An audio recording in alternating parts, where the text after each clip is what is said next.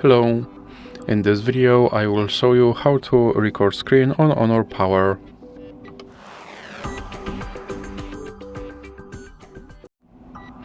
So you have to start by swiping down your screen, then do this motion again, and now you have to find screen record button, which is right here.